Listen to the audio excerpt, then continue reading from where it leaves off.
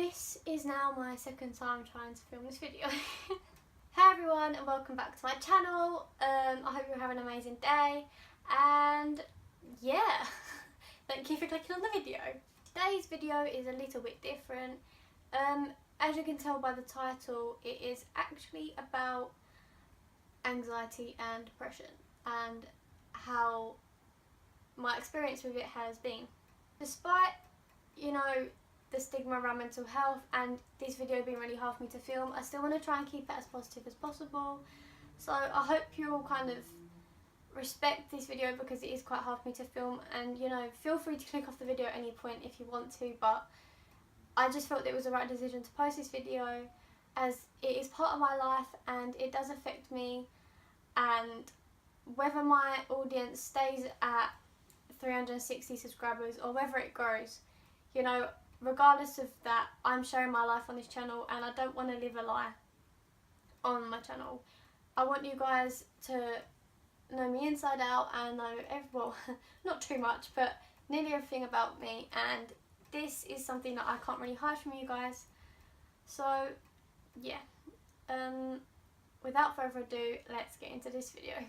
I was going to like bullet point what I was going to say in this video and kind of plan it out, but then I felt that it would be wrong of me to do that because it's not something that I want to be scripted, and I've never done that in my videos before. It's just simply because I felt like this would have been quite hard, but as I've chosen not to do that because I want it to be kind of more raw, if you guys know what I mean, then I apologise in advance if the video is quite jumbled up and doesn't really make sense. So yeah, I have suffered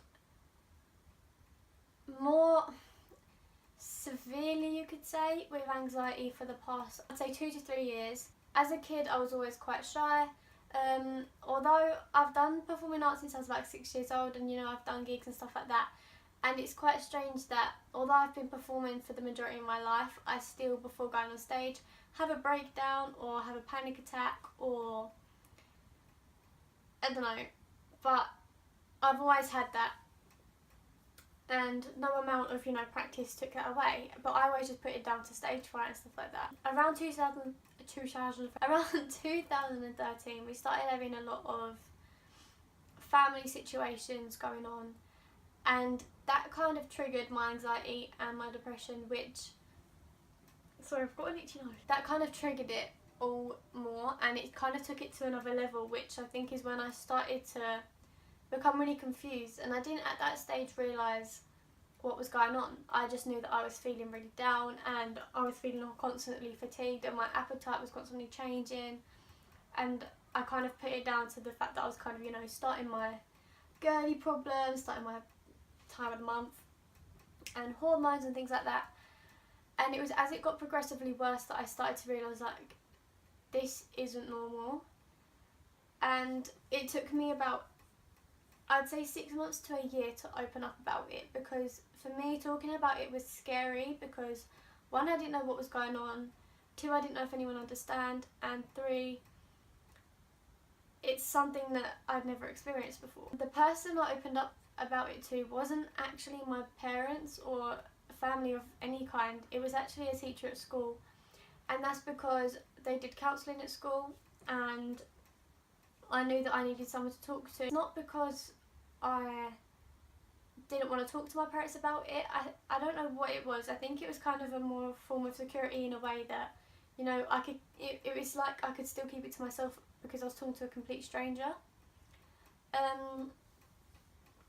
But yeah, I think I didn't tell my mum or dad I was having counselling until after about a month, and then I spoke to them about it, and it was kind of just like talking about it, but nothing was really done about it because there's nothing you really can do. I went to the opticians just to have my checkup like I do all the time, and the lady was saying that she was really struggling to get a reading for me and like a proper reading for my eyes because it's really fluctuating. And so she sent me to my GP, and my GP then sent me for blood tests because she thought that maybe I was anemic or something like that. But all my results came back clear, and so I was sent back to my GP to tell her what happened, and then she then referred me to like basically like a mental health thing for children. So I went there and I spoke to I went with my mum, and I spoke to this lady for about an hour and a half path, I think it was. Excuse me, sorry. We were speaking about whether it could have been genetic, because there was people, I'm not going to name names, but there are people in my family who have also suffered from mental illnesses, and we just spoke about everything, like family issues and family members and situations and how I felt in general. And that's when I was told, like, you have got anxiety and depression. The depression isn't so severe as my anxiety. Like, my anxiety is a lot more, affects me a lot more than depression, but it comes hand in hand, and it was something that was still affecting me on more of a minor scale, but nevertheless. What she advised me to do was actually to go to an anxiety group, but for me that just made my anxiety 10 times worse, the thought of having to go to it, and I never turned up. I turned down the opportunity because I was scared, and I don't know, it's just something that I didn't want to do. To be honest, all I wanted was some form of, I don't know, like medicine or tablet that I could just take every day just to stop me feeling so rubbish when I woke up, and I don't know, just to straighten things out a bit more, really. I don't know if that makes sense to you, but that's all I wanted. I didn't want to have to go to like these treatments and these classes, because that would just, although this isn't the truth and this isn't how it is, to me, that in my head at that time I thought, well, that makes me feel even more abnormal and more different to any of my friends and stuff like that. And it wasn't that I cared about their opinion, but to me that just made it more of a big deal than I ever wanted it to be.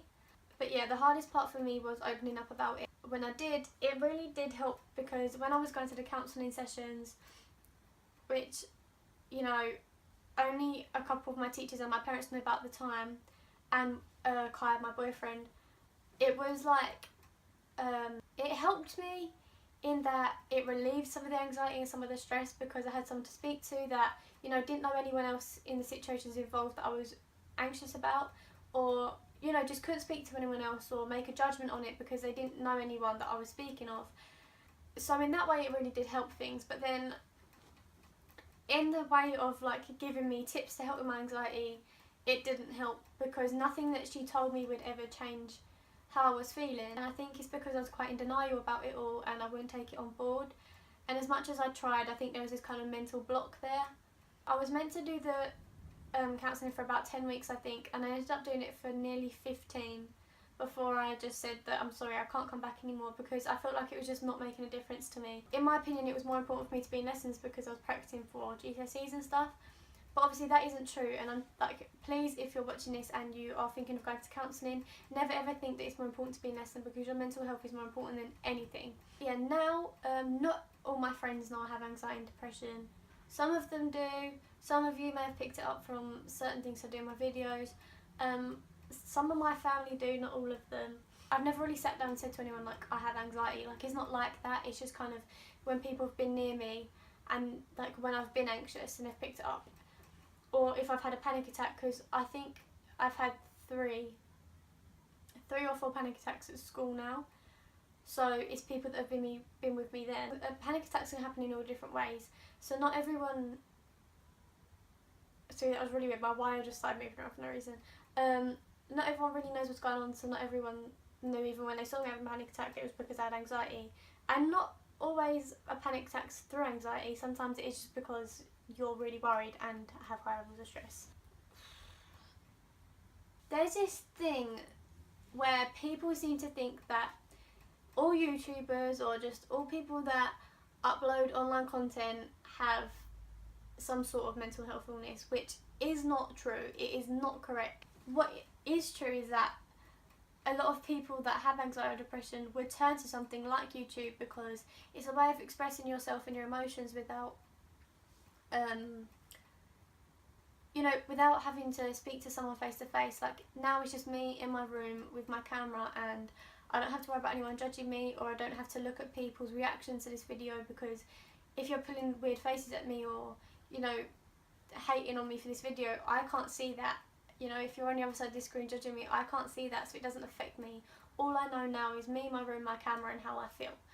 And I want to help you guys, and I want the best for you all, and I never want you to feel what I feel, because I know that what I feel isn't nice and it's not something that I would even wish on my worst enemy, because no one deserves to feel like useless, really.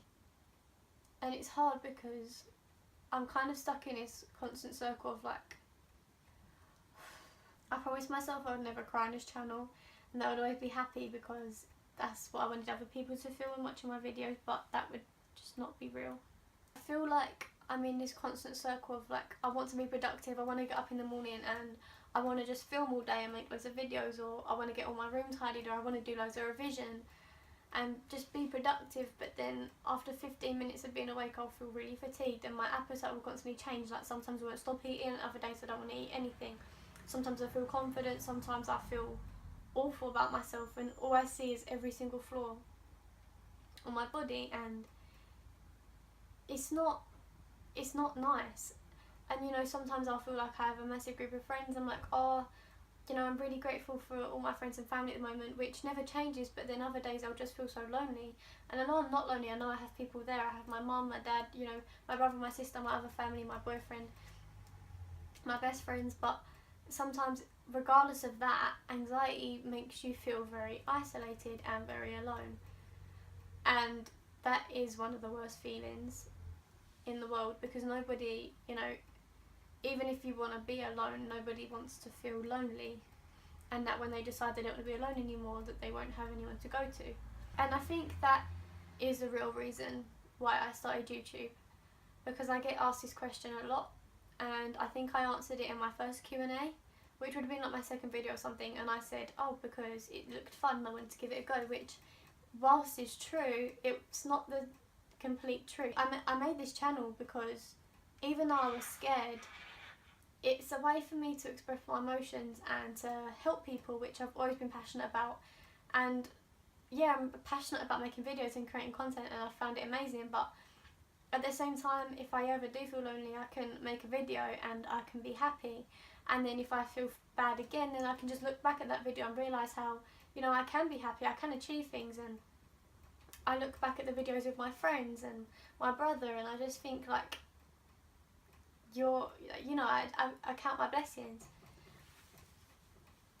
But yeah, the really important things to do are just to talk to people. And I know it's really, really hard, but whether you talk to your camera, or if you write a journal, or you talk to a counsellor, or, you know, you don't have to tell family or a close friend straight away. It can be anybody. You just need to talk to something or let out your emotions in some way, because the most unhealthy thing you could do is keep it to yourself. Because it will drive you mad, it will drive you crazy. And you know, you don't always need advice. Sometimes you need people to just sit and listen to you, but advice is good, and whether you can take it on board or not, you know, maybe later on in the future you will come back to that advice, or you'll remember it when you're in a certain situation. I think a really hard step in the journey for me was, or it is, when I was meant to be going somewhere or doing something, and I told somebody that I just didn't feel well, and I stayed indoors in bed and I didn't move all day.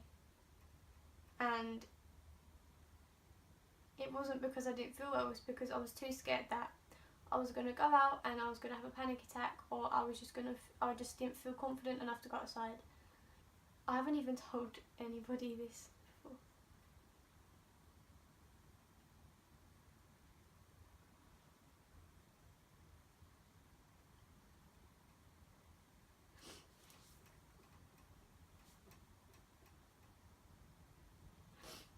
And it's when I realised that my anxiety was actually stopping me from doing stuff that I wanted to do. And it got to me so bad because I realised that I was letting it have this power over me, and it didn't deserve that, because this thing that was making me feel so crap about myself was in, you know, it was like it was making decisions for me, and that's something I never ever wanted to happen, because it's so wrong. You should have power over your mind, not the other way around. And you should be able to control the way you think, but in that moment I just couldn't. All I could think about was anxiety and what could happen and what if, and oh, but I don't know what, and that it's a really scary thing. But I think that's one of the hardest things as well. And that's another thing that I want to say. So the first one is talk to people, and the second one is don't let it stop you. Even if you're feeling really anxious, tell the group of people that you're going out with, or the person you're going out with, how you're feeling, and then if you go out with them and you start to feel too anxious, then go home, and if they're your real friend, they will understand why. That's not really ever really a problem for me, because my anxiety isn't social, it's more general, but you know, I do have elements of social anxiety, and that was one of them. But yeah, don't let it start having control over you, and I know that it's a lot harder said than done, but I have no idea how long I've been sitting here talking, but... Sorry, basically my alarm just went off to upload my video that's meant to be up today, and today is Friday, so I need to hurry up. But I just tried filming this clip again and it wasn't recording, which is great. But basically what I was saying is thank you all so much for listening, and I'm sorry, pardon me, I'm sorry for getting upset. And also I will link my social medias down below, but I'll also put them on screen here, just so you can all feel free to message me if you're going through any kind of trouble or a hard time, and I'll try my best to get back to you. But yeah, thank you all so much for watching, and I'll see you all on Wednesday. Bye!